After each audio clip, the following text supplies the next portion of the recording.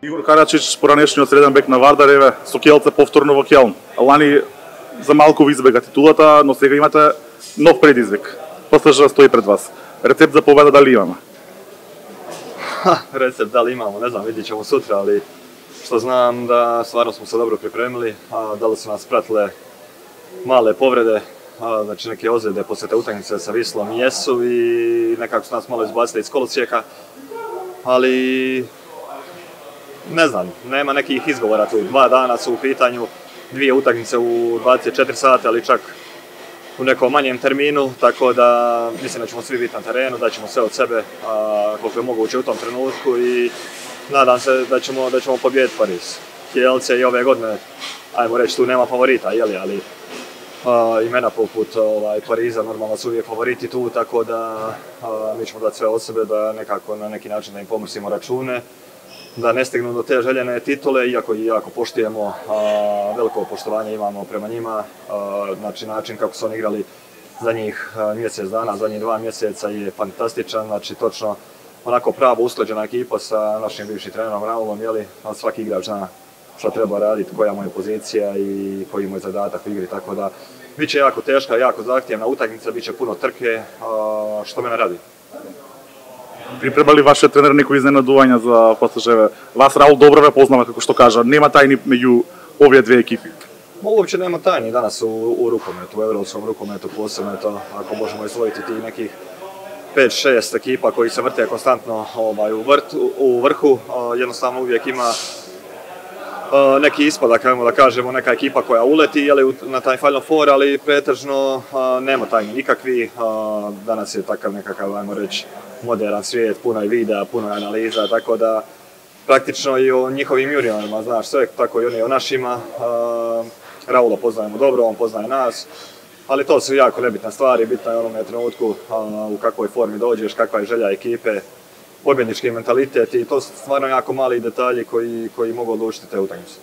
Стана 2 пати европски првак со Вардар, она ситуација во 2019 сите ја знаат и приказната со финанси и така натаму. Дали можеби малку оваа сезона Келце те подсетува на тој Вардар по тие приказни, по финансиската криза? A stignete u prvog minuta. Da, pa bilo je stvarno dosta problema. Mislim, nije to toliko utjecalo na nas igrače, isto kao što nije utjecalo u Vardaru u tom trenutku. Jednostavno, naša želja za osvajanjem te godine 2019. je bila prevelika. Znači, od prvog dana kad smo mi krenuli, išli smo s jednim jasnim ciljem. Prvo da osiguramo svoje mjesto u Makedonskoj ligi, da bi imali kredit sljedeće godine igrači koji ostaju u Vardaru da bi bili u Ligi prvaka, tako da jasan cilj je bio od početka po toj makedonskoj, kad osvojimo Makedonsku ligu, da idemo po osvajanje Lige prvaka. Znači, to je svaki igrač znao, svakom igraču je to bilo cilj. Vidjeli smo igrači koji na neki način nisu mogli to iznijeti ili prihvatiti, su otpali iz tima, tako da ostao je neki kostur, neka jaka sila i eto, 2019. Vardar je osvojio to. Tako da ove godine je ovdje bilo dosta problema. Ne mogu reći za nas igrača toliko financijski, ali posebno za našeg predsjednika, znači sve ljude koji rade u klubu. Baš su se borili, znači jako su se borili da bi očuvali to Kielce. Bilo je pravih problema, ali za ovu sezonu su izdobrili.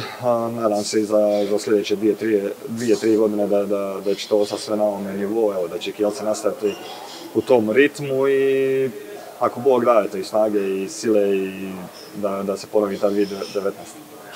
Недим Римилиси замина среда сезона. Имаше ли понуди за Карачич да промени средината или Карачич продолжува во Келци понатаму?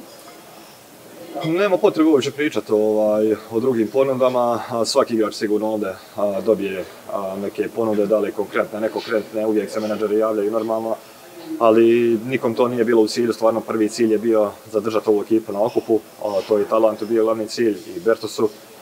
Tako da svi igrači su bili podređeni jednom cilju osvajanja Lige prvaka i ostati u Kielcu. Sad nam je trebalo neka potvrda, neki dokaz da će to sve biti okej.